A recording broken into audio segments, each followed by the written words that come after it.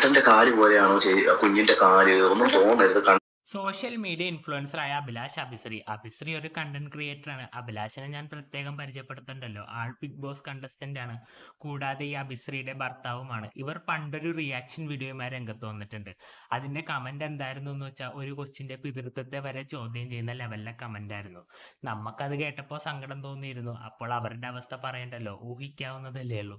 പക്ഷെ കഴിഞ്ഞ ദിവസം അഭിശ്രീ ഒരു റീല് പോസ്റ്റ് ചെയ്തിരുന്നു. റീലിന്റെ ഉള്ളടക്കം അഭിലാഷും കൊച്ചും തമ്മിലുള്ള വാത്സല്യമാണ്. അതിന്റെ അടിയിൽ വന്നൊരു കമന്റ് ആണ്, ചേട്ടന്റെ പോലത്തെ കാലാണോ കൊച്ചിൻ്റെതും, ചോദിക്കുന്നത് കൊണ്ടൊന്നും തോന്നരുത്. ഇങ്ങനെ ഒരു കമന്റിന് തന്നെ അവരുടെ പ്രശസ്തിയില്ല. അതിനെ ഇഗ്നോർ ചെയ്ത് വിടേണ്ട കാര്യമേ ഉള്ളൂ. പക്ഷെ അവർ ആ കമന്റിന് കൊടുത്ത റിപ്ലൈ എനിക്ക് ഇഷ്ടപ്പെട്ടില്ല. പക്ഷെ ഈ കമന്റ് ഇട്ട വ്യക്തി ഒന്നും തോന്നരുതെന്ന് അവസാനം പറഞ്ഞിട്ടുണ്ട്. അത് കേട്ടപ്പോൾ എനിക്ക് തോന്നിയത്, ഈ അംഗവൈകല്യമൊക്കെ ചിലപ്പോൾ പാരമ്പര്യമായിട്ട് വരാലോ. അങ്ങനെ എന്തെങ്കിലും ഡിസബിലിറ്റി ഒക്കെ ഉണ്ടെങ്കിൽ ജനറേഷൻ ബൈ ജനറേഷൻ അത് പകർന്നു കിട്ടാൻ സാധ്യതയുണ്ട്.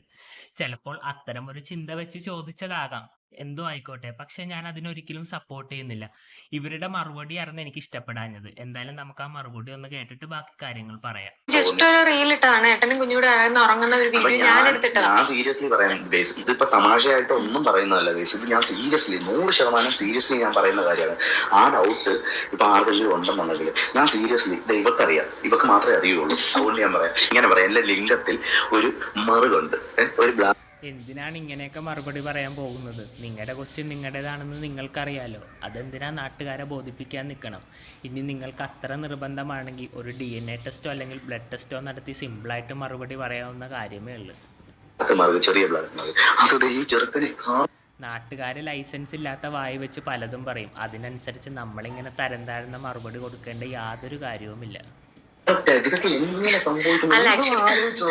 ഇതൊക്കെ എങ്ങനെ കേട്ടില്ലേ? ഈ ഒരു മറുപടിയോട് എനിക്ക് പറയാനുള്ളത്, ജീവിതകാലം മുഴുവൻ കളിയാക്കൽ ഏറ്റുവാങ്ങാനുള്ള വക ആ കൊച്ചിന് ഇപ്പോഴേ ഉണ്ടാക്കി കൊടുത്തിട്ടുണ്ട്.